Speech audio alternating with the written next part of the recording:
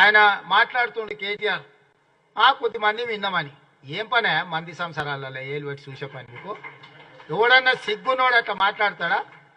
ఇంకే విన్నాం కొంతమంది ఫోన్లు, ఇంకే ఏమవుతుందంట? ఎవడన్నా గిట్లా బర్తగించోడన్నా మాట్లాడతాడా? ఇంకేమవుతుంది? గదే అవుతుంది. చెర్లపల్లిలో చిప్పకూడి తినాల్సి వస్తుంది. ఇప్పుడు వాళ్ళు చెప్పినట్టు ఇన్న అధికారులు ఈరోజు ఊసలు లెక్క పెడుతున్నారు.